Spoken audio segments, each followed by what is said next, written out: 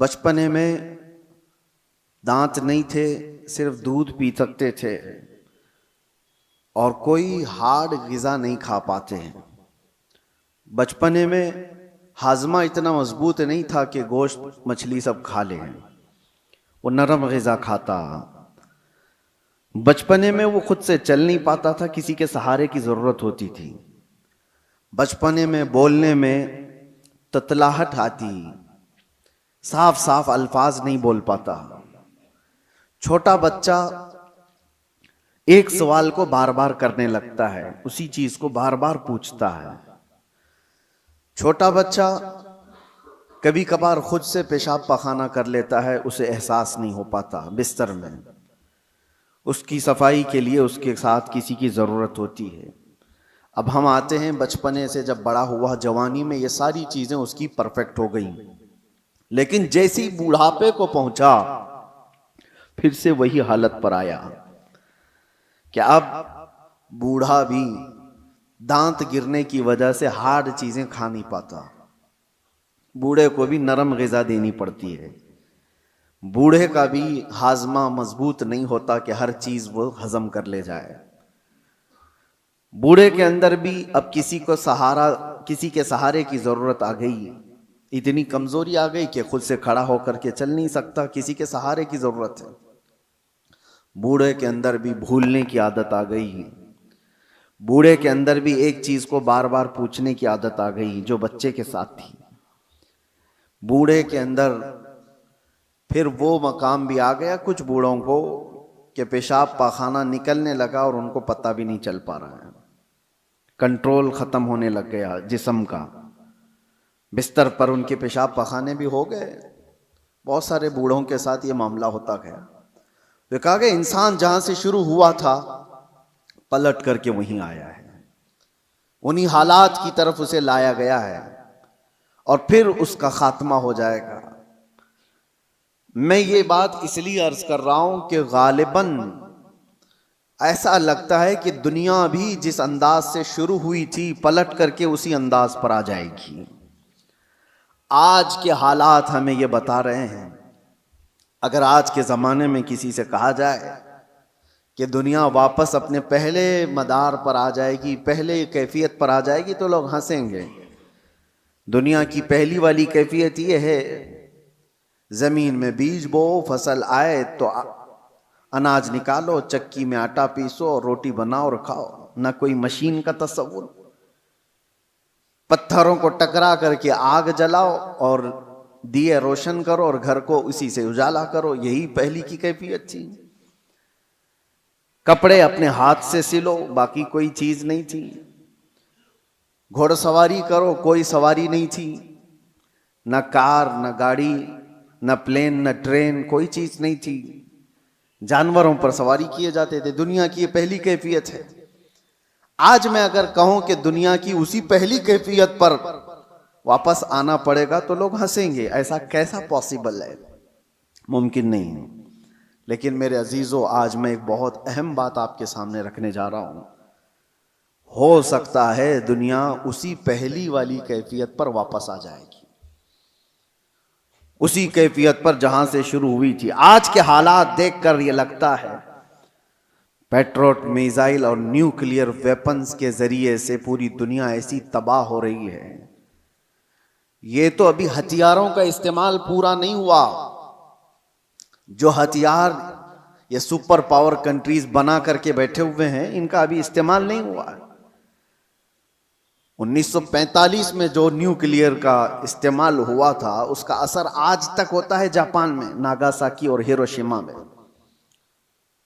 आज से तकरीबन 70 साल पहले इस्तेमाल की हुई चीजों का आज भी असर है। नस्लें वहां की लंगड़ी लूली हैं। जमीन बंजर है कि कभी सब्जा नहीं उगेगा। और उस जमाने में बनाया हुआ वो न्यूक्लियर वेपन था। 70 साल के बाद तो टेक्नोलॉजी बहुत आगे बढ़ चुकी है। आज के इनके पास जो न्यूक्लियर वेपन है, जो दानिश्वर बताते हैं कि एक कंट्री ही जिसके पास न्यूक्लियर, अमेरिका हो या रशिया हो, वो 9 बार दुनिया को तबाह कर सकते हैं। पूरी दुनिया की बात कर रहा हूं। इतने हथियार वो जमा करके रखे हुए हैं, उनका तो अभी इस्तेमाल नहीं है। बड़े बड़े मिसाइल का अभी इस्तेमाल नहीं, लेकिन मैं आपको जो बात छेड़ा कि क्या दुनिया वापस अपने पहली कैफियत पर आएगी, मैं आपको बहुत कोई पेशन गोई करने वाला, प्रेडिक्शन करने वाला, उस अंदाज में भविष्यवाणी करने वाला उस अंदाज से नहीं बता रहा हूं। कराइन और कयास, आज एक ही एनर्जी पर आपकी रोक लगा दी जाए तो दुनिया में हमारी जिंदगी ठप पड़ सकती है। आपको पता है तेल और गैस के मामलात में आज दुनिया जूझ रही है। सिर्फ ये इंडियंस का मसला नहीं है, तकरीबन दुनिया का। और आपको अंदाजा होना चाहिए ये जो जंग चल रही है अमेरिका, ईरान, इजराइल के बीच में, सबको खबर है तकरीबन, आज इंटरनेट से सब लगे हुए हैं और खबरें लेते रहते हैं। ईरान के पास एक हुर्मुज स्ट्रेट है जिससे सारे शिप्स गुजरते हैं। दुनिया वहां से अपने तेल और गैस और फर्टिलाइजर की खपत करती है, लेती है, देती है। लेकिन हैरत की बात यह है पूरी दुनिया वहां से जो ट्रेड करती है वो सिर्फ 25% है, 75% नहीं, 25% वहां से तेल दुनिया का आता है। मुझे हैरत इस बात की होती है कि ईरान ने सिर्फ 25% पर रोक लगाई तो अभी दुनिया इसकी हालत ये है। सिर्फ अभी 20-25% को रोका गया है, सप्लाई चेन रुक गई है, तो अभी से लोग पैनिक होना शुरू हो चुके हैं। ये तो अभी आपको अंदाजा नहीं, चंद दिनों के बाद जो हालात आने वाले हैं, अल्लाह ही खैर करे। शायद हम लोग लॉकडाउन से भी बुरी हालत की तरफ जा सकते हैं, अल्लाह बचाए। ये तो सिर्फ 25% पर अगर किसी ने रोक लगाई है तो दुनिया पैनिक हो रही है। मेरे अजीजों, वो वक्त आएगा, मेरे आका सल्लल्लाहु तआला अलैहि वसल्लम ने जो क़यामत के करीब होने वाली निशानियां बयान फरमाई, उसमें से बड़ी निशानियों में एक निशानी ये भी है कि कत्ल और खून रेजी बहुत बढ़ जाएगी, इतनी ज्यादा कि एक बाप की अगर 100 औलाद हैं तो 99 मर जाएंगे और एक बचेगा। कत्ल और हर्ज इतना बढ़ जाएगा, माल की कसरत हो जाएगी, ये भी हदीस पाक में है जो क़यामत की निशानियां हैं उसमें। और ये जो हालात हैं, अभी किसी ने एक हदीस भी सोशल मीडिया पर नश्र करके बहुत वायरल किया था, उस पर भी मैं आपसे गुफ्तगू करूं। एक हदीस मिलती है, इज़ा रअयतुम उमूद अहमर क़िबल अल-मशरिक़, जब ईस्ट की तरफ से, अब ये तो एरिया पूरा मिडल ईस्ट ही है, मशरिक की तरफ से तुम आग का सुतून देखो तो हुजूर फरमाते हैं फद्दखिरू ताम सनतिकुम, तो अपने 1 साल का खाना जमा कर लो।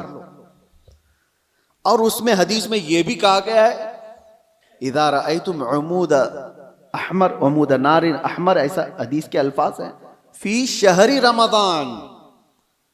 हदीस में यह मिलता है कि रमजान के महीने में जब मशरिक की तरफ तुम आग उगलती हुई देखो तो अपने साल भर का खाना पानी जमा कर लो। अब एक तरह से इस हदीस पर जो कलाम है वो भी मैं अर्ज कर दूं। अक्सर अइम्मा इकराम ने इस हदीस को ज़ईफ करार दिया है, और ज़ईफ अहादीस बहुत सारी आमाल में मकबूल होती हैं, लेकिन जिन अइम्मा ने इसको जिक्र किया, अब उसकी तशरीह हम ये नहीं कहते कि जिस आग का और जिस सुतून का जिक्र आया है वो यही जंग के मुतालिक है और यही ईरान से निकलने वाली आग का है, यह हम यकीन के साथ नहीं कहते। लेकिन अल्फाज ये मिलते हैं कि मशरिक की सिमत से अगर तुम आग का मीनार देखो, ये मिसाइल जब उड़ते हैं तो ये आग का मीनार ही बन जाते हैं, आग का सुतून बन जाते हैं। बहरहाल बहुत सारी अलामात ऐसी हैं मेरे अजीजों जिससे ये अंदाजा तो है कि ये आपस में दुनिया को तबाह करेंगे, ये ताकतें टकराएंगी और दुनिया को तबाह करेंगी।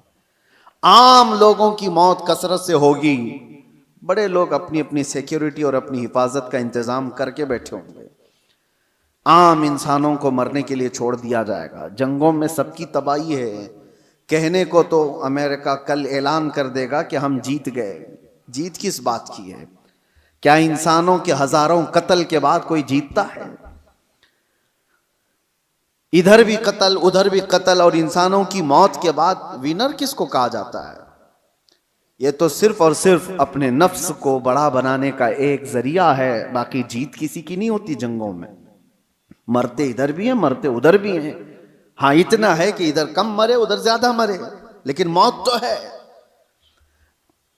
तो ना हक जो लोगों का कत्ल होता है और इंसान इसमें मारे जाते हैं, ये सिर्फ और सिर्फ ताकतों के टकराव से है। मैं आपसे एक बात अर्ज कर रहा हूं, अंदाजा करो कि अगर दुनिया ने तुम्हारे सप्लाई चेन की नस को थोड़ी देर के लिए रोक लिया तो तुम क्या करोगे? एक वक्त वो आएगा जब मुखबिर सादिक सल्लल्लाहु ताला अलैहि वसल्लम ने फरमाया, कहत इतना ज्यादा हो जाएगा कि लोग एक दूसरे का गोश्त खाने की कोशिश करेंगे। कहत साली ऐसी आ जाएगी। सारी कहत साली किसको कहते हैं? कहत। एक हदीस में तो मिलता है कि दज्जाल के आने से 3 साल पहले पहला साल ऐसा होगा कि जमीन 1/3 हिस्सा सब्जा उगाना रोक देगी और आसमान 1/3 हिस्सा बारिश बरसाना छोड़ देगा। और दूसरा साल ऐसा आएगा कि जमीन आधा हिस्सा सब्जा उगाना छोड़ चुकी होगी और आधा हिस्सा आसमान बारिश बरसाना रोक देगा। और तीसरा साल ऐसा आएगा कि जमीन पूरा हिस्सा सब्जा उगाना छोड़ चुकी होगी और आसमान पूरा ही बंद हो चुका होगा, कोई बूंद कतरा नहीं गिरेगा बारिश का।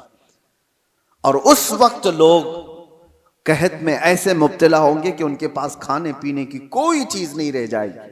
ये तो दज्जाल के ज़ुहूर से पहले की अलामत बताई गई है। लेकिन कुछ रिवायात मैं आपके सामने ये भी रखता हूं, जिन चीजों के हम हैबिटेट हैं, आदी हैं, उन चीजों के इस्तेमाल पर अगर रोक लगी तो हमारी जिंदगी अथल पथल हो जाएगी। आपको सिर्फ ऐसा लगता है कि गैस और तेल के रुकने से क्या होगा, किसी एनर्जी इंफ्रास्ट्रक्चर पर हमला होने से क्या होगा? मेरे अजीजों, आज जिस सिचुएशन में हम हैं, हमारी जिंदगियां पूरी उलट पलट हो जाएंगी। हम वो लोग नहीं हैं जो चक्की पीस कर खाने वाले थे, आज मशीनों के दौर में जीने वाले लोग हैं। तुम्हारे पास एक चम्मच मसाला भी बगैर मशीन के पिसा हुआ नहीं होता। हर चीज के लिए तुम्हें एनर्जी की जरूरत है, हर चीज के लिए तुम्हें करंट और तेल और गैस की जरूरत है। ऐसी आदत हमें आज लगी हुई है। हमारा कोई खाना बगैर मशीनों से गुजरा हुआ नहीं आता, कोई खाना। हाँ, सिर्फ और सिर्फ कुदरती फल फ्रूट खा लिए तो अलग बात है, बाकी सारे जो खाने के जो हमारे आदात हैं ये बगैर एनर्जी प्रोसेस से नहीं आते हमारे पास। कल को जब ये सवारियां रुक जाएंगी, जब ये नकल व हमल एक जगह से दूसरी जगह जाने के ट्रांसपोर्ट और कम्युनिकेशन सब रुक जाएगा, तो लोगों के अंदर का एक पागलपन बाहर आएगा। ये इब्तिदा है। दूसरी एक चीज, आज से तकरीबन 9 साल कबल मैंने एक बयान में अर्ज किया था, क्रिप्टो करेंसी का जो यहां पर दुनिया में रिवाज लाने की कोशिश की जा रही है, उससे क्या होने वाला है। एक बात मैं आपको बताऊं, अनकरीब ऐसे हालात आएंगे कि आपसे आपका माल और दौलत सब खत्म कर दिया जाएगा। आपके जेब में जो ये सिक्के और पैसे हैं, एक दिन ये सब निकल जाएंगे। वैसे भी अभी आधे से कम रह गए आपके पास। आपकी जो दौलत है वो सब आपके बैंकों में है और आप मोबाइल लेकर के घूमते हैं या एटीएम कार्ड लेके घूमते हैं। आपको बैंक ने सिर्फ इतना बताया, इतने डिजिट हैं आपके पास पैसे, आपको भी यकीन है।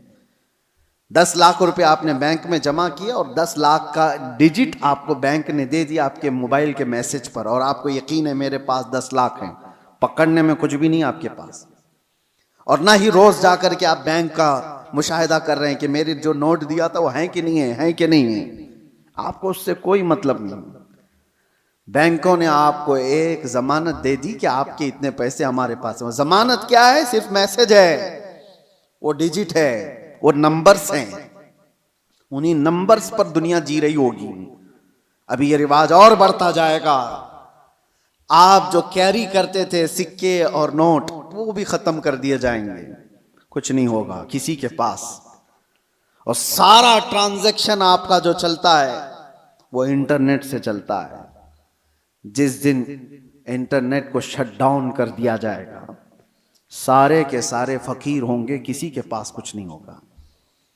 उनके हाथों में ना कोई रकम होगी, ना कोई पैसा होगा, क्योंकि सब कुछ उनको बताया गया था कि बैंक में इतने डिजिट हैं हमारे पास। इसकी क्या श्योरिटी है कि कभी इंटरनेट बंद नहीं होगा? इसकी क्या गारंटी है? मेरे अजीजों, इसीलिए पहले के दौर में लोग दिरहम और दीनार रखते थे। दिरहम और दीनार क्या होते हैं? दिरहम चांदी का सिक्का होता था और दीनार सोने का सिक्का होता था। हुकूमतें चाहे जितनी भी बदल जाएं, दीनार को आप मेल्ट करते तो सोने की वैल्यू हमेशा रहती, चांदी की वैल्यू हमेशा रहती। लेकिन यहूदियों ने दिरहम और दीनार को हटा करके करेंसी नोट लाए। कागज के टुकड़े जो आज हमारी जेब में हैं, 100 का है, 200 का है, 500 का है, 2000 का, जो भी नोट हैं, डॉलर हो कि यूरो हो कि पाउंड हो कि रुपया हो, सब कागज पे हैं। और इस कागज की वैल्यू सिर्फ इसलिए है कि गवर्नमेंट ने कहा है इसकी इतनी कीमत है। और जिस रात को ऐलान कर दे कि कल से ये नोट नहीं चलने वाली, वो सारे कचरे के भाव में भी नहीं जाते। वो कागज के टुकड़े हैं, रद्दी पेपर हो जाएंगे जिस दिन ऐलान हो जाए। और हो चुका हमारे यहां तो एक बार रात में ऐलान हो गया कि 500 की नोट, 1000 की नोट बंद हो गई, खत्म हो गया। वो पेपर कहां है आज? या उस वक्त के 2016 से पहले के वो 500 1000 की नोट ले आओ, आपको पकड़ के ले जाएंगे लोग। उसकी कोई वैल्यू नहीं है, उसकी कोई हैसियत नहीं। तो वो कागज के टुकड़े। तो पहले दुनिया दिरहम और दीनार से कागज के टुकड़े पे आई, कागज के टुकड़ों से फिर एटीएम कार्ड पे आई, फिर कार्ड भी कैरी करने की जरूरत नहीं, अब सिर्फ मोबाइल में आई। आप मोबाइल से सारा ट्रांजैक्शन करो, इधर से मैसेज उधर गया, उधर से मैसेज इधर आया। बाकी हैरत होती है, कभी हम टैक्सी में बैठे हैं, 500 रुपये हो गए, ना मैंने जेब से कुछ निकाला ना उसने लिया, इधर से मैसेज उधर गया, उसको भी यकीन है मेरे पास 500 आ गए। मेरे पास भी वही मोबाइल, उसके पास भी वही मोबाइल, मोबाइल मोबाइल। सिर्फ इतना कह दिया उसको कि 500 का एक मैसेज छलक गया है, हाँ वो आगे बढ़ गया। ये यकीन बढ़ता चला गया इन डिजिट्स के ऊपर, इन नंबर्स के ऊपर। वक्त ऐसा आएगा कि सारी जिंदगी इन्हीं नंबर्स पर घूम रही होगी। एक दिन अचानक ये सारे मुआसलात का जरिया बंद कर दिया जाएगा और लोग कहत साली के शिकार होंगे। आप किससे पूछेंगे? आज जो दुनिया बिटकॉइन का और क्रिप्टो करेंसी में पैसे लगाती है, उसका तरीका क्या है पता है आपको? बिटकॉइन एक गायबाना करेंसी है, किसी कंट्री की करेंसी नहीं। डॉलर आपने देखा है, यूरो आपने देखा है, पाउंड इंग्लैंड का आपने देखा, रुपया भी देखा है। बिटकॉइन क्या है वो देखा ही नहीं किसी ने, वो है ही नहीं। वो एक क्रिमिनल दुनिया चलाती है और उन्होंने अपनी एक कीमत उसकी लगाई है और रोज बढ़ती जाती है कीमत। 40 लाख, 50 लाख, 60 लाख एक एक बिटकॉइन खरीदने के लिए लोग पैसे लगाते हैं। आपने 60 लाख रुपए देकर एक बिटकॉइन खरीदा, सामने वाले ने कहा कि हाँ एक बिटकॉइन आपका है, कहां है वो? उसने नंबर दिया है खाली, कोई सोना और चांदी उठा के नहीं दिया, कोई गारंटी नहीं है। बस इस पर भी दुनिया पागल है और लाखों की तादाद में क्रिप्टो करेंसी और ये बिटकॉइन को खरीदने के लिए पागल है दुनिया, पैसे लगाई हुई है। जो चीज दिख ही नहीं रही है उसको भी खरीदा जा रहा है, लिया जा रहा है। मेरे अजीजों, मैं आपको उन आखिरी अलामात के बारे में कह रहा हूं कि दुनिया कभी तरक्की करते करते करते इतने आगे जा चुकी जो उसकी खुद की तबाही का जरिया है। इंसान खुद अपने आप को तबाह कर लेगा। आज ये तमाम जराया पर निर्भर होकर के रहना, यह हमारी तबाही के करीब जाने का है। अब मेरी बातों को कुछ मॉडर्न लोग ये कहेंगे कि ये पुराने ख्यालात की बात कर रहे हैं, तरक्की को नहीं चाहते हैं, आसानी को नहीं चाहते। मेरे अजीजों, तरक्की और आसानी कौन नहीं चाहता, लेकिन तुम्हारे पास श्योरिटी और गारंटी क्या है? किसी चीज की नहीं। और आज दुनिया को जिस अंदाज से निर्भर करके रखा गया है, तकरीबन पौनी दुनिया ऐसी है आज जो क्रेडिट पर तिजारत करती है, सूद पर तिजारत करती है। सबको क्रेडिट कार्ड पकड़ाए गए हैं, तुम सूद भरते रहो, इंटरेस्ट भरते रहो। लोन की दुनिया पर आधे से ज्यादा दुनिया चल रही है। मेरे अजीजों, यही कुर्बे क़यामत की अलामात हैं, ये निशानियां हैं। मैं आज ही पढ़ रहा था हदीस पाक, हुजूर सल्लल्लाहु ताला अलैहि वसल्लम की एक हदीस है, लोग जिना रास्ते पे ऐसा कर रहे होंगे जैसे गधे और कुत्ते करते हैं। और उस जमाने में सबसे शरीफ आदमी कौन होगा पता है आपको? जिना कर रहे होंगे लोग नंगे होकर के, उनमें सबसे शरीफ आदमी वो होगा जो ये कहेगा कि भाई थोड़ा दीवार के पीछे चले जाओ। वो सिर्फ इतना कहने वाला उस जमाने का सबसे शरीफ आदमी होगा। जो गुनाह कर रहा है उनसे सिर्फ वो इतना कहेगा कि दीवार के पीछे चले जाओ, इतना कहने वाला उस जमाने का शरीफ आदमी होगा। वो जमाना करीब है मेरे अजीजों। और यहां तक कि ईमान वालों को लोग ताना मार रहे होंगे, इसको देखो ये मुसलमान है, इसको देखो, ऐसे ताना मार रहे होंगे जैसे चोरों को ताना मारा जाता है। ईमान पर जिंदा रहना और कायम रहना एक बड़ा मुश्किल हो जाएगा। आज आपके सामने मैं ये सारी बातें इसलिए रख रहा हूं कि हम कब्रिस्तान की तरफ से गुजरेंगे तो ये एहसास करेंगे जो कब्र में सोया है वो कितना महफूज है, काश उसकी जगह मैं होता। हुजूर ने फरमाया, हदीस है ये, क़यामत के करीब तुम कब्रिस्तान से गुजरोगे तो ये तमन्ना करोगे कि कब्र में सोया हुआ आदमी कितना अच्छा है कि वो मुझसे पहले दुनिया में फितनों से महफूज चला गया। आज ये सारे फितने वो नहीं देख रहा है। एक बात आप याद रख लेना, ये जंगों के हालात दुनिया को अभी बदल के रखने वाले हैं। अगले साल तक अल्लाह ने अगर जिंदगी दी तो देखना दुनिया का नक्शा बदल चुका होगा, जीने के अंदाज बदल चुके होंगे, बहुत सारी नई चीजें आपको सुनने में आएंगी और देखने को मिलेंगी, तौर तरीके बदल चुके होंगे। अचानक होने वाले हालात पूरी दुनिया को एकसर बदल कर रखेंगे। इसलिए हर घड़ी आप एक्टिव रहो कि ईमान के साथ दुनिया से जाना है। इन फितनों के दौर में हर घड़ी आप अपने ईमान की हिफाजत की फिक्र करो। अब जो दौर आ रहा है इससे खतरनाक दौर दुनिया की इब्तिदा से लेकर अब तक नहीं आया, कभी नहीं। इससे ज्यादा खतरनाक दौर कभी पहले नहीं आया। जो आने वाला है वो दज्जाल के ज़हूर का जमाना है। नबी अकरम सल्लल्लाहु अलैहि वसल्लम ने फरमाया, रुए जमीन पर सबसे बड़ा फितना होगा दुनिया का। और नबी आखिरुज़्ज़मा खुद दुआ करते थे अल्लाह की बारगाह में कि अल्लाह मुझे दज्जाल की फितनों से महफूज रख। तो सैयदुल अंबिया जिसकी दुआ करके पनाह मांगते हो, हमारा हशर क्या होगा, हमारा हाल क्या होगा। जिसको बचने की फिक्र होगी अल्लाह उसकी हिफाजत करेगा। जो बचने की फिक्र ही नहीं करता हो, खौफ ही ना हो उसके दिल के अंदर, फिर तो वो खत्म हो जाएगा। अब मैं एक और हदीस बयान करके मेरे अपने मौजू के सिलसिले में, मैंने आज क्यों छेड़ा इसको, ईरान, अमेरिका, इजराइल, ये दुनिया में अभी सबकी जुबानों पर चल रहे जंग के हालात हैं।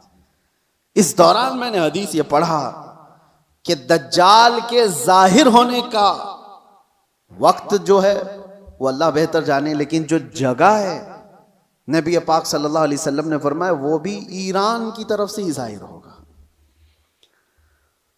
दज्जाल के जाहिर होने की जगह जो बताई गई वो मशरिक की तरफ से जाहिर होगा। ईरान का एक शहर है इस्फहान। नबी पाक सल्लल्लाहु ताला अलैहि वसल्लम फरमाते हैं, यतबउद दज्जाल मिन इस्फहान 70 अल्फन। हुजूर फरमाते हैं इस्फहान शहर से 70,000 यहूदी दज्जाल की फौज में शामिल होंगे। अब ये इस्फहान कहाँ है? इस्फहान तो ये ईरान का शहर है। 70,000 यहूदी हैं यहां पर? नहीं, लगते तो नहीं है, लेकिन हदीस पाक है। अल्लाह के नबी सल्लल्लाहु अलैहि वसल्लम ने फरमाया 70,000 यहूदी दज्जाल की जमात में दाखिल होंगे। वो ईरान के इस शहर से दाखिल होंगे, उसकी फौज में आएंगे। हो सकता है लोग मेरे इस बयान को यूं कह रहे हो कि ये ईरान के खिलाफ बोल रहे हो। मेरे अजीजों, आज जिन हालात और जो कैफियत को हम देख रहे हैं, हम मजलूमों के साथ खड़े, जालिम के साथ कभी नहीं खड़े होंगे। इस्लाम की खासियत है ये। जालिम के साथ कभी नहीं खड़े होंगे। जालिम अमेरिका है, जालिम इजराइल के यहूदी हैं, पूरी दुनिया को इन्होंने जुल्म की चक्की में पीसा है। लेकिन ईरान की जो कैफियत होगी, 70,000 यहूदी वहां से निकलेंगे और दज्जाल की जमात में आएंगे, तो इतना लगता है कि गालिबन ईरान पर यहूदियों का ऐसा कब्जा होगा, तभी तो वहां 70,000 यहूदी होंगे। वो दौर आएगा। आज जिस हालत में ईरान लड़ रहा है, चंद बातें लोगों को खुश कर रही हैं। ईरान ने इतना ठोका, इतना मारा, हो सकता है, और यहूदियों को और सुपर पावर को घुटने टेकने पर मजबूर किया। ये वक्ती ताकत हो सकती है और अल्लाह कामयाबी दे, हम इसके खिलाफ नहीं हैं। लेकिन हदीस पाक, मुझे इस हदीस पाक से ये लगता है वो वक्त आएगा जब ईरान पर यहूदियों का एक गलबा होगा, तभी तो वहां से दज्जाल की जमात में लोग शामिल होंगे। दूसरी हदीस ये भी मैं बताऊं, इमाम मेहदी जब जाहिर होंगे तो फरमाएगा इमाम मेहदी की जो फौज होगी वो कुस्तुनतुनिया को फतह करेगी। कुस्तुनतुनिया क्या है? कॉन्स्टेंटाइन जिसको कहा जाता है, ये इस्तांबुल शहर है जो आज का टर्की का शहर। अब हदीस सुनो, इस्तांबुल शहर क्यों फतह होगा? वहां तो मुसलमान है। आज जो हालात हैं इस्तांबुल में, अजानों की आवाजें गूंज रही हैं, लोग नमाज पढ़ रहे हैं, फिर इमाम मेहदी क्यों फतह करेंगे? लगता इससे भी यह है कि यह भी शहर मुसलमानों का नहीं होगा उस वक्त, ये भी ईसाई और यहूदियों के हाथ में जा चुका होगा और इमाम मेहदी के जमाने में उसको फतह किया जाएगा। और हदीस के जो अल्फाज मिलते हैं, तरतीब, पहले क्या होना है, इमाम मेहदी जाहिर होंगे, वो दिमश्क की तरफ लोगों को लेकर जाएंगे और फिर ये जंग होगी और फतेह कुस्तुनतुनिया होगा, यानी इस्तांबुल फतह होगा। वो तो सिर्फ 2 तकबीर पर फतह हो जाएगा, ये रिवायत में मिलता है। इमाम मेहदी और मोमिनीन की जो जमात है वो शहर के बाहर खड़े होकर अल्लाहु अकबर कहेगी, आधा शहर फतह हो चुका होगा। दूसरी बार अल्लाहु अकबर कहेंगे, शहर फतह हो चुका होगा। बड़ी जंग का जिक्र नहीं है, और फतह हो चुका होगा उसी वक्त ये अफवाह फैल जाएगी दुनिया में कि दज्जाल जाहिर हो गया है और उसका फितना मशहूर हो गया है। तो इमाम मेहदी के साथ जो लोग होंगे वो दज्जाल के मुकाबिल में वहीं से निकलेंगे। तो इमाम मेहदी के मुतालिक जो बात है, अभी जो मैंने कहा कुस्तुनतुनिया, ये भी इस्तांबुल शहर उस वक्त शायद हम मुसलमानों के हाथ में नहीं होगा, तभी तो फतह होगा। और तीसरी एक खास बात, जो बात मैंने छेड़ा था, हुजूर फरमाते हैं जो मुजाहिदीन उस आखिर जमाने की जंग में शरीक होने वाले हैं, हुजूर फरमाते हैं अल्लाह ने उन पर आग को हराम फरमा दिया। रुए जमीन के बेहतरीन लोग होंगे जो इमाम मेहदी की फौज में शामिल होकर मुकाबला कर रहे होंगे दज्जाल से। लेकिन साथ में हुजूर फरमाते हैं, अब सुनिए तवज्जो, जिस जुमले पर मुझे बहुत ज्यादा ताज्जुब है, फरमाते हैं हुजूर कि मैं यहीं से उनके घोड़ों के रंग को भी देख रहा हूं। नबी पाक सल्लल्लाहु ताला अलैहि वसल्लम मुखबिर सादिक हैं, वो गैब की खबर जानते हैं, बाद के हालात देख रहे हैं, अल्लाह ने उनको इल्म अता किया। ये सब अपनी जगह पर, यह हमारा अकीदा है। लेकिन इस जुमले पर तवज्जो करें, क्या उस जमाने की फौज घोड़े पर बैठी होगी? हुजूर फरमाने में उनके घोड़ों का रंग देख रहा हूं। तो इसी हदीस से मुझे यह कहना पड़ा, शायद दुनिया जहां से शुरू हुई थी वहीं से वापस आ जाएगी। दौर ऐसा आ जाएगा कि जहां से दुनिया शुरू हुई थी वो घोड़सवारी थी, सवारियां थी। लड़ाई के दौर भी तलवारों के थे, नेज़े और भाले के थे, मिसाइल और ये सारे जेट तैयारे नहीं थे। इसीलिए एक मशहूर साइंसदान आइंस्टाइन की बात मैं कोई अपने हवाले के लिए या मेरी तायीद के लिए नकल नहीं कर रहा हूं, लेकिन मशहूर है जमाने में। उसने कहा था 3rd वर्ल्ड वॉर कैसे होगी ये मुझे पता नहीं, लेकिन 4th वर्ल्ड वॉर होगी तो लकड़ियों से लड़ी जाएगी। तो उससे पूछा गया ऐसा क्यों? कहा 3rd वर्ल्ड वॉर में दुनिया इतनी तबाह कर देंगे ये लोग न्यूक्लियर पावर से कि कुछ बचा ही नहीं होगा, और बाद में जो लोग बचे होंगे वो लकड़ियों से लड़ेंगे। या उसके अपने प्रिडिक्शन हो सकते हैं, मैं अपनी तायद में नहीं कह रहा हूं, लेकिन हदीस है पाक हुजूर पाक सल्लल्लाहु तआला अलैहि वसल्लम फरमाते हैं, और ये एक हदीस ये भी है कि दज्जाल जिस गधे पर सवार होगा, वो भी हदीस में उसका जिक्र है कि वो 1 मील तक एक कदम रखेगा, और उसकी भी सवारी का जिक्र है।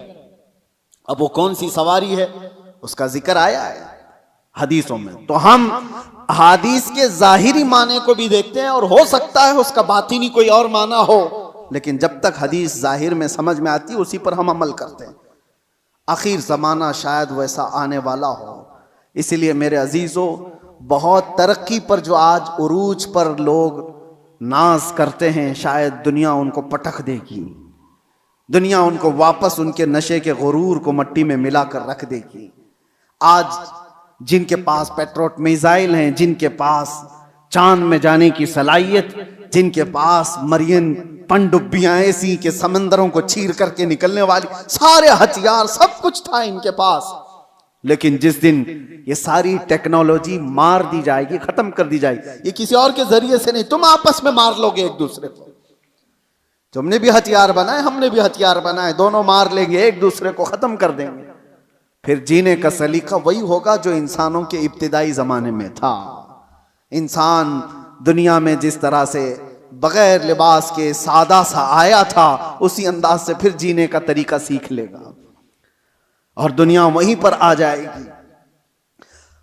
और एक हदीस हुजूर पाक सल्लल्लाहु तआला अलैहि वसल्लम ने आखिरी वक्त के मुतालिक जो फरमाया कि क़यामत जब आएगी तो क्या हालत होगी उस वक्त, और हुजूर ने फरमाया सिर्फ शरीर लोगों पर, कुफ्फार और मुशरिकीन पर क़यामत आएगी। ईमान वाले ख़त्म हो चुके होंगे, हत्ता कि काबा शरीफ भी जला दिया जा चुका होगा। हदीस पाक में मिलता है काबा को ख़त्म करने वाला एक हबशी शख्स आएगा, कुरान उठा लिया जाएगा रुए ज़मीन से। ईमान वाले पूरी दुनिया पर नहीं होंगे जब क़यामत आएगी, और क़यामत आने के वक्त, ऐन वक्त जो सूर फूंका जाएगा, उस वक्त लोग क्या कर रहे होंगे? उस वक्त हुजूर फरमाते हैं कि सब अपने अपने कामों में मशगूल होंगे। कोई खेती बाड़ी कर रहा होगा, हल चला रहा होगा, कोई कपड़ा काट रहा होगा, और वो वहीं से अपनी कैंची फेंक देगा। हल चला रहा होगा, वहीं फेंक देगा वो आवाज़ सुनते ही, यहाँ तक कि हामिला औरत के पेट से बच्चा निकल जाएगा उस आवाज़ की दहशत से। दूध पिलाने वाली माँ अपने बच्चे को फेंक देगी। ये जो हदीस में है, वहाँ पर भी दुनिया की बड़ी तरक्कियात का जिक्र नहीं है। ये नहीं है कि बहुत हाई फाई इंटरनेट में आदमी बैठा होगा या मशीनें चला रहा होगा। वहाँ पर भी हदीस में जिक्र मिलता है कि हल चला रहा होगा, कैंची काट रहा होगा। फिर मुझे यही कहना पड़ता है कि दुनिया जहाँ से शुरू हुई थी उन्हीं हालात पर आ जाएगी। ये कैंची हाथ में लेगी और हल हाथ में लेगी, जमीन में बीज बोएगी और फसल उगाएगी, और जब आएंगे तो चक्की पीस करके अपने घर के खाने का इंतजाम करेगी। बहरहाल जो भी हालात हैं, हम दुनिया के आखिरी वक्त पर आ चुके हैं। और एक ये भी बात मैं कह करके जाता हूँ, बाज़ बुजुर्गों ने फरमाया इमाम मेहदी कब जाहिर होंगे, तो उसके मुतालिक बुजुर्गों ने फरमाया जब सारे मोमिनीन दुआ करने लग जाएं कि ऐ अल्लाह इमाम मेहदी को जाहिर फरमाते, तो अल्लाह तबारक व तआला करीब है कि उनको जाहिर फरमाएगा। लेकिन आज की सिचुएशन ये है, मैं देखता हूँ हम सारी दुआएं करते हैं, क्या मोमिनीन की आम जमातें इमाम मेहदी के जाहिर होने की दुआ करते हैं? कहीं ये दुआ का भी रिवाज आम हो जाए कि अल्लाह इमाम मेहदी को जाहिर फरमाते। जब ये दुआ कसरत से होने लगी कि वो आ जाएंगे इमाम मेहदी के जाहिर होने की। और दूसरी हदीस ये भी है, यदहलुन्नासु, हुजूर फरमाते हैं अन जिक्री दज्जाल, दज्जाल का जिक्र करना लोग छोड़ चुके होंगे, उलमा मिंबरों से बयान करना खत्म कर चुके होंगे, तब दज्जाल आएगा। जब तक दज्जाल के बारे में अवेयरनेस होगा लोगों के दरमियान, दज्जाल नहीं आएगा। लोग बयान करना छोड़ चुके होंगे और उसका जिक्र करना तर्क कर चुके होंगे। ये दोनों चीजें हमारे अंदर आने ना पाए। अल्लाह तबारक व तआला हम सबको आखिरी ज़माने की फितनों से महफूज फरमाए। आज जो होने वाले हालात हैं उसके लिए आप अपने अपने इंतज़ामात में, लोग आज अपना राशन पानी सब जमा कर रहे हैं, मैं कहता हूँ अपना ईमान भी जमा करके रखो। अपने आमाल और अपने अकीदे की हिफाजत करो। कल के आने वाला दौर, एक दिन 2 दिन रोटी ना खा करके अगर आप रह भी जाओगे, लेकिन ईमान के बगैर दुनिया से जाओगे तो हमेशा जहन्नम में जलाए जाओगे। ईमान की हिफाजत भी आज उतनी ही ज़रूरी है, इसलिए कि आदमी जब मुसीबतें आती हैं तो इनकार खुदा कर बैठता है, वो लोगों के पीछे चल भागता है। वो दौर आएगा जब लोग अपने माल की तरफ तुम्हें बुलाएंगे, तुम्हारे पास होगा कुछ नहीं तो भागोगे उनके पास।